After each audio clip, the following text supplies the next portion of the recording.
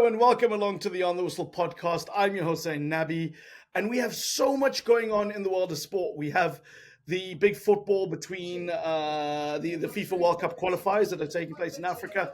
I'm going to be keenly watching Bafana against Lesotho and Nigeria. Really hoping for that victory over Nigeria. So much more than a grudge match. And I know So much. our women's football editor, Firdose Moonda, who was at the WAFCON, you'll be hoping the same. But we also have the rugby to look forward to because we have South Africa playing New Zealand, probably the pinnacle of the next 2 weeks in the rugby world. We have South Africa playing England in cricket. That's another one that I know you'll be closely following. And something we're going to talk about today, the Women's Rugby World Cup. Particularly South Africa and their historic achievement of reaching the knockout rounds for the first time. They play France this weekend. For those of you listening out there, yes, we are an African sport podcast, but our lens is very much focused on South Africa because they're one of the leaders on the continent. And we also want to increase that lens and just loosen and widen the aperture to bring in more on women's sport. And I know for those, you've got cricket going on in the background. I can hear that all going on, which is fantastic. But let's hone in on the rugby. The South African women winning their first games at the World Cup. They beat Brazil, and then they beat Italy in what was a real arm wrestle. But phenomenal to win. What has been the reaction like in South Africa? We know that sometimes when it comes to women's sport, there is a little bit of a lukewarm interest. You know, we spoke at length about Banyana and what they've done. What's it been following the Springbok Women, and what's the reaction and the coverage been at home of the historic achievements? Yeah, well, they definitely made the headlines on Monday morning after that win and after securing the quarterfinal spot. And I think that they made as much or were celebrated as much in some ways as Banyana were when they got their first big breakthrough, as the South African women's cricket team, the Protea women, were when they got their first big breakthrough. And even to an extent, the netballers when we hosted the Netball World Cup a couple of years ago, and they narrowly missed out, in fact, on the quarterfinals. So I would put it on that same sort of level. I mean, it's probably worth saying that it's not going to grab the headlines as much as the men do. And that's just a marketing thing. It's just an appetite thing, right? So the men didn't play last weekend, the Bok men. And I think that was actually quite useful in that it sort of tuned focus and attention onto the women's games. This weekend will be really interesting because, as you say, 9 a.m. on Saturday, we've got the Boks at Eden Park. And I think, that's the game everybody's looking forward to watching. And Siya Kolisi's he's not even playing, he's not on the bench or anything like that. So Jean-Luc Dupree's injured, so now he's so it's been another injury, heavens. Forward, but he's not captaining. They're going to leave the captaincy. But he's not captaining. Yeah, of course.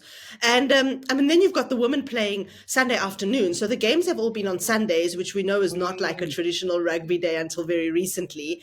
And but they've been at a good time, so prime time viewing on a Sunday.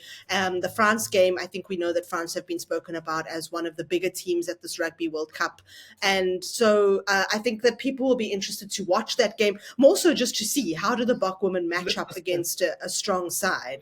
So I think that'll be really interesting to watch. But I must say, Zayn, I think the tournament did itself no favors because the opening weekend wasn't great. We just saw these huge margins of victory and defeat across various sides. And we didn't see one close game on that opening weekend. So although it was great to see Brazil make a World Cup debut and to hear some of the amazing stories, one of their players is a breast cancer survivor, which I think is just phenomenal. We were not seeing games that were competitive. And then the second weekend, we saw that draw between the USA and Australia. So I think that made us think, oh, hang on, there is something here. And the South Africa-Italy game that you mentioned, which was really exciting. And I mean, I was on the edge of my seat and I was loving every minute of it. And like, oh, come on, because we really wanted to see them do well. So that was interesting. But I think now we've also got a problem because we go into the final weekend with only one quarterfinal spot up for grabs. And there really isn't a lot of edge to this tournament yet. So I understand the need to expand the tournament and I understand the need to make a World Cup actually look like a World Cup. But I don't know whether you should do that so quickly and to such an extent that you end up with so many games where the results are so one-sided. To me, that's not the sign of a good tournament. Sure, damned if you do, damned if you don't for World Rugby in many ways, and there'll be pros and cons to each of the arguments. Some of the things I've been looking at my lens. Look, I'm a South African. I'm an African who resides abroad, spends a lot of time on the continent news gathering, mainly in South Africa, my country of birth, and the country I still identify with. But one of the things I've been reading from afar has been some of the criticism that maybe the column inches and the broadcast coverage hasn't matched the achievements of what this team has done. Look, you're on the other side. You're the person with the poison pen sometimes, or the or the pen that blesses and makes careers. And you said earlier you felt like this coverage has matched what you've seen with the Banyana and maybe other big women's sporting events like the netball. But from your perspective, do you think any criticism around column inches, about deployments of reporters on the ground, has been fair? Look, I think we can criticize absolutely every touring team that tours, because there are not a lot of reporters that have companies that have budgets to allow them to travel. The South African men's team have played many a cricket test match with not one reporter present. They're currently playing in England, and we're all sitting here because the companies just don't see the value in sending us to go and cover 6 white ball games on the other side of the world. Granted, it's not a World Cup, but I can also think of an example where our South African men's team reached the final of the T20 World Cup in the USA and the Caribbean last year, and there were no reporters there. It was too expensive to send us all. We all needed transit visas to and from either Europe or somewhere else in the US to get to the Caribbean. The Caribbean's really far from South Africa.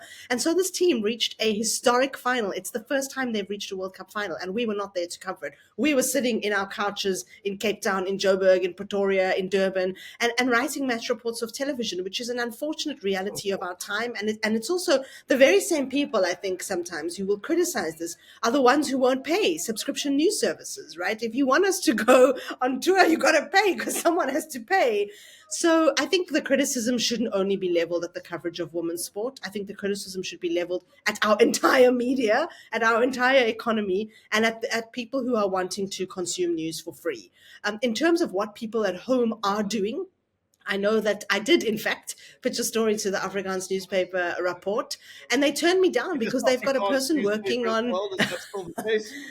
That is indeed the case. They're no longer a newspaper, actually. They're only online. But they turned me down because they've got a reporter working on the tournament full time.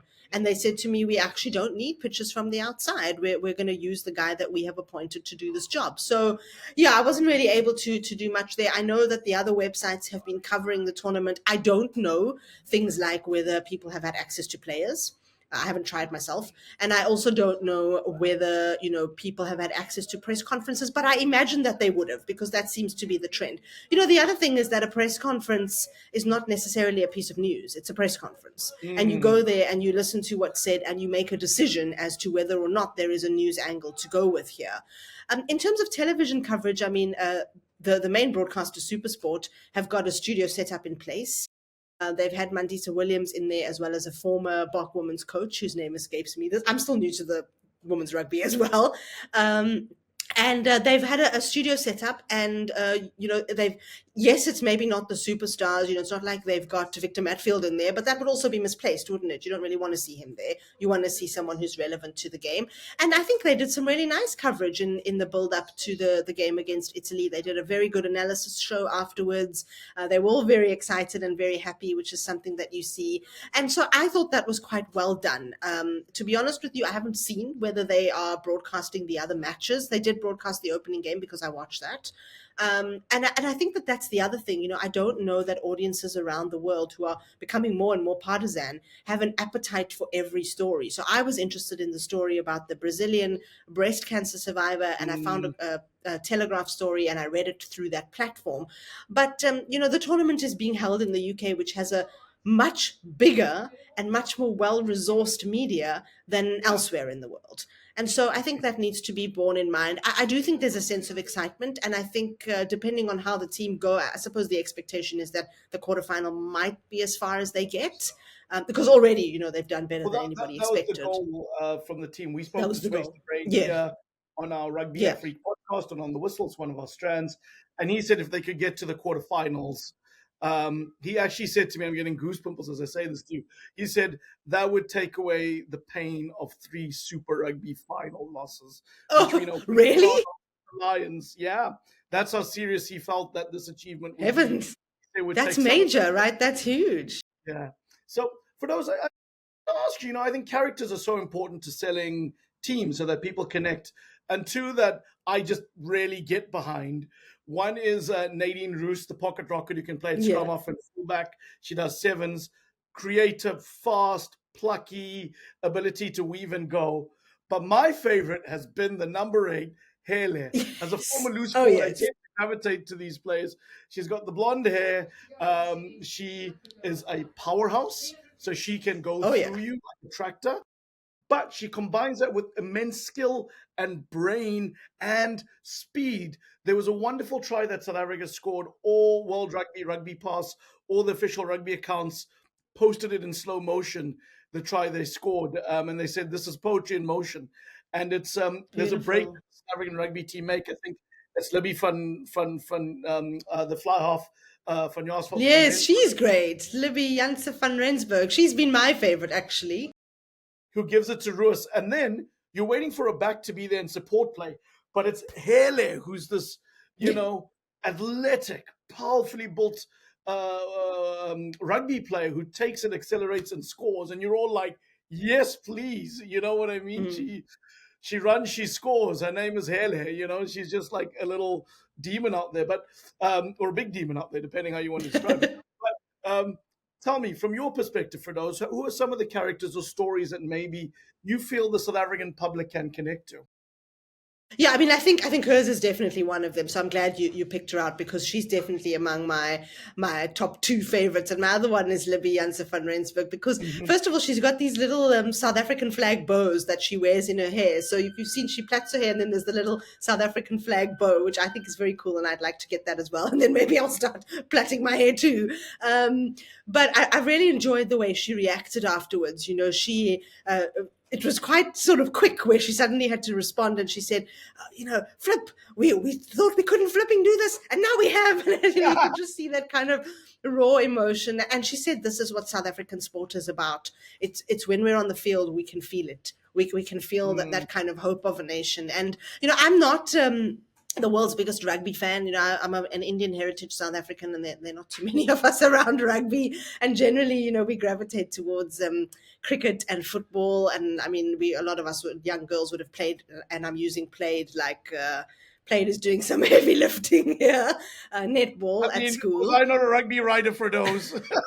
You were, but you were from Durban. I'm from Joburg. It's different. No, and I did mean Yeah, Durban yeah, you rugby. are. So, And I just that's thought, like, she, like, just in terms of the feeling of when we're watching this team, we're pretty aware that they're underdogs. We're aware, and let's be honest, actually, I think that this is a conversation that we don't have honestly. Most of us, and I put myself as a 38-year-old woman in that category, did not watch women's sport growing up. We might have watched tennis, right? We might have watched the Williams sisters were certainly, when I was growing up, people to watch. But we did not watch women's team sport growing up. And I will say this honestly, even though it may not make me look good, when I was first sent to cover women's cricket, I was like, huh? Why are you sending me to do that? I'm mm, like the proper cricket writer, because that was just the there was way a that perception, right? things were. And I'm There was not a saying it's perception right. that men's was a superior product and it was the Absolutely. pinnacle. It was the wrong No, lens to look. absolutely, absolutely, and I've since got. I mean, as you know, women's football. I've become really passionate about it. I love women's football. I love what I see in terms of quality on the field. We've also, I think, the other thing that we need to address is that in women's sport we have moved past the narrative of "isn't this so cute? Women are now playing the sport," to actually talking about the issues in the sport, the tactics, the strategies, selection issues, who you pick, why you pick them, when you bowl someone, or when somebody does the wrong thing on the field, or actually has something brilliant that they do on the field. So we're actually treating it now on equal terms with men's sport. I find in cricket and in football. I haven't covered women's rugby, so I don't really have an opinion on that. But I think it's still got some catching up to do. Is the feeling that I get, and that it still needs to be able to really put itself among the elite women's sports in terms of coverage terms. But maybe maybe this World Cup will change that, because I found through covering a Cricket World Cup in England, and then also through when the Lionesses won the Euros, not this time, but the last time, that usually when a tournament happens in England, because of the kind of scaffolding around it, it puts it to the next level. So I think this might do that for rugby. And I mean, just everything that I've seen in terms of characters, Ilona Ma, the US rugby player, who's talking about lipstick and makeup. And then there was also the Welsh captain who spoke about, if I want to go onto the field looking a certain way, haters are going to hate and I'm just going to do it anyway, kind of thing, which I thought was cool. I think some of the Brazilian women, that was the game that I really watched, first up. So I was very interested to see. And when they scored that try against France, and it was that was the only points of the game, but at the end, the try scorer went to the fans and they celebrated like they'd won something, which was really, really sweet. So I have enjoyed watching things like that, and I have not personally, from the media that I've consumed, seen a lot more in terms of us talking rugby tactics or strategy. I'm seeing a lot of personal story. I'm seeing a lot of that first level of when women's sport professionalizes. Isn't it nice that they're doing this? Shouldn't we start to take it seriously? And so I think we'll get there. It's all part of a process of evolution. The narrative I've enjoyed the most, actually, everybody who watches and listens to anything I say knows that I'm a big listener of BBC Women's Hour, because I just love it. And Women's Hour have gone quite big on the Rugby World Cup. And one of the narratives I've seen repeated is this idea that rugby, unlike some other sports, and I suppose football would be an example because football relies so heavily on athleticism. Rugby is a game where people of different body shapes and sizes are actually encouraged, rather than, it's not about not body shaming, which is obviously part of it, but it's that we need a big, strong prop and we need a small, quick winger. So it's about the fact that no matter what you look like, you've still got to be athletic, but that people of different body shapes are really needed for the game to work. And I like that narrative that rugby can be for a person with any kind of body shape, but I think it also needs to be, it's saying any kind of body shape, sure, but you've still got to be athletic. You've still got to have skills. I mean, you've still got to have hand-eye coordination. So there are obviously parameters and barriers to entry. And I have enjoyed that. And it's something that's made me think about, I often say if I had grown up watching a Hele Benzina, for example, the Moroccan defender, playing in a hijab, maybe I would have thought that was possible for me. But I don't know, maybe a young girl who's, maybe a little bit broader for her age or taller for her age will look at it and think, oh, maybe I can play rugby, So hopefully that kind of thing happens. No, certainly well said, Firdose. And look, some of the other sort of coverage from abroad has been some of the think pieces or pieces where people are opining about how sport in South Africa, particularly rugby, has been something that has been political in nature because it's been used as a unifier. Sure. In 1995, you had a majority Afrikaans team winning a tournament that was supported by Mandela. He wore the Springbok jersey, the Springbok emblem. For those who are unaware, that was associated very strongly with the National Party government and our past apartheid. So to see him use that as a tool to reconcile was either genius or was either masterstroke or career suicide at the time. I think people would look at that Yeah. in retrospect and go, "This is genius." And then also to throw into the fact that you had Siya Kolisi lead the current men's team Yeah. to back-to-back World Cups. So does this team and what they're doing transcend sport in any ways? We know that South Africa has high levels of gender-based violence. We know that high levels of inequality. I mean, are you noticing any of those parallels or storylines come up in the local media, particularly in South Africa? Are those links too tenuous?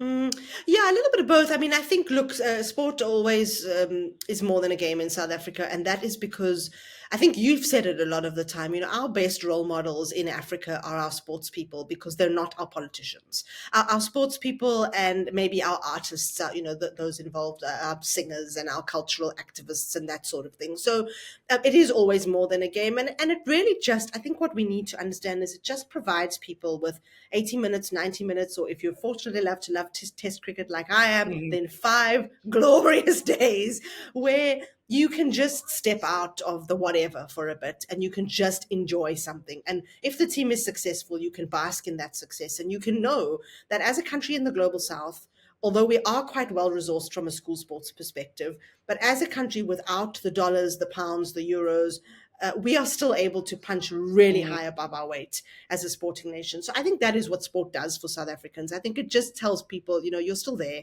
you're still matter. You mentioned the story of Nelson Mandela, and I mean, I grew up in the immediate kind of pre and post apartheid period, and well, I suppose not pre-apartheid, that's ridiculous. I grew up in the pre-democracy and and post-apartheid era, and we were a very relevant story, South Africa, on the global stage. And I suppose in the last decade it's kind of dropped off a little bit, and other places receive a lot more interest. And our magic is that we were supposed to be the rainbow nation, and nobody really looked at kind of what happened after that and what the effects of this very fragmented rainbow actually was. And so I think there is that, in terms of gender-based violence, it is absolutely something we cannot run away from. This is a country with extremely high levels of gender-based violence. The national women's cricket team have a black day where they wear their entire kit in black to raise awareness for gender-based violence. I think where we need to be careful is that nothing that you have, nothing that you are, as a woman in this country keeps you safe from gender-based violence. Whether you are the richest woman in the country, whether you are the strongest woman in the country, or whether you are the complete opposite of those two things, you are as much at risk of gender-based violence as anyone else, because gender-based violence is not about the kind of woman you are. It is about the kind of men that exist in our country. And so gender-based violence for me is very much a male-caused problem. It's really not a problem that is caused by women, although I suppose there's a lot of emphasis for women to try and solve the problem. I'm not sure about crossovers between the sporting environment and gender-based violence, apart from the cricketing example that I've gave you. I mean, we all know Makazola Mapimpi ran onto the field with Uyanene's name on his wristband, and that was the young girl who was murdered in the post office. I guess there was some suggestion, and not to cut you short because that's important what Makazola Mapimpi did. I think it was in the Japan friendly before the 2019 World Cup. But the concept that women on the sporting field have agency, there's no body shaming, those bodies are respected because it's for all sizes. And that agency on the field almost helps inspire a population of women back home where misogynism is inherent in culture, and gender-based violence is a reality for many. Yeah. Look, I don't. First of all, Zayn, I would really challenge the assumption that the bodies are respected. I mean, I think back to South Africa's home 2023 T20 World Cup, where Dane van Niekerk, the South African captain, was left out of the side, effectively because she couldn't run 2 kilometers in 9 minutes 30, but also because she was deemed to be overweight. And so I don't think that that women's bodies are respected. I think they put much more in the spotlight, and they're much more critiqued. And there's a lot more like, oh, is she carrying a bit of extra weight? Oh, she's too tall. Oh, she's too short. Oh, her shoulders are too broad. That's life and society, right? I think what we're aiming for is they should be respected. But I think we've still got some way to go for that. And of course, there's a sense of agency. Of course, there's a sense of purpose. And of course, there's a sense that these women could achieve something. But I mean, the same could be said for a woman who becomes the first curator of a big national art gallery, the first woman who becomes the CEO of a bank, all of these types of things, because the issue is that we've not seen women do these things. And so when we start to see women see the things that we've not seen them do, the rest of us think, oh, maybe I can do that too. You know what I think is really interesting is that I think across women's football in particular, you find that they've changed that narrative. They're not saying we only want to inspire young girls. They're saying we want to inspire young children, because there's no reason a young boy can't look at Andile Dlamini, Banyana's amazing goalkeeper, and think, oh my goodness, I could be as good as her. Of course, he could also think I could be as good as Ronwen Williams. But, there's now the option that where you could be as good as both of them. Imagine if you were as good as both of them put together. No one would ever score a goal against South Africa again, right? So I just think that we need to be, what I like to see from this discussion is a discussion where we're talking about what is actually real and what is actually possible for what women's sport can do, because it really, Sia Kolisi often says, we know we can't put bread on people's table. It's not actually going to change somebody who is very downtrodden's reality, but it might make them smile for a few minutes when they realize that the Bok women have reached a quarterfinal. And that's a beautiful thing too. We're not all going to be the ones to dramatically change things. So I really want to see where this goes, because rugby is so different to the other sports that I cover, in that I think in rugby, it's the only sport that I cover where there is this thing that you actually need people to look slightly different. I mean, obviously, you could argue that in cricket, batters can be a little bit stockier and your wicket keeper can be a little bit broader, and you need your bowlers to be like lean, mean machines kind of thing. But we're not seeing that. We see sort of a similar-ish body shape across that. Banyana and the women's footballers that I covered are some of the tiniest people I've ever met. I really did wonder, like, how come they look so imposing on the field? And so I'm interested to see where it goes in terms of what rugby does. I just think, what I really liked was there was that video of Rassie Erasmus, bleary-eyed, waking up in New Zealand saying, "We woke up to watch the Bok women. We're so proud of you.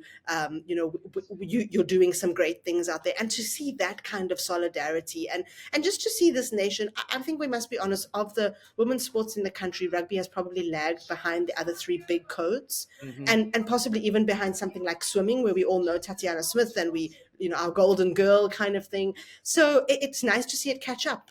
And I really want to see where it goes beyond this. And maybe I'll even, who knows, venture into some rugby coverage. I don't think it's my strong suit, because I have to learn like a new offside rule. And rugby's got a lot of rules, right? A lot of rules. But it seems like a very interesting sport to just watch and enjoy. And I'm really proud of them. I'm really glad that they got to a quarterfinal. I want the tournament to just get slightly more exciting, I suppose. Maybe the knockouts will be that way. And I'm looking forward to seeing how it grows and develops.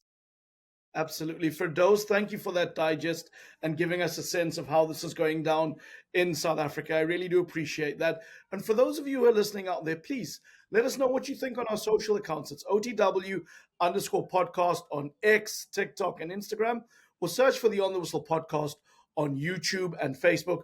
Please like, please subscribe, and continue to consume us wherever you do, even if you do it on other more traditional podcast platforms. For those, it's been a pleasure. We wish you well, and we can't wait to have you round our braai soon.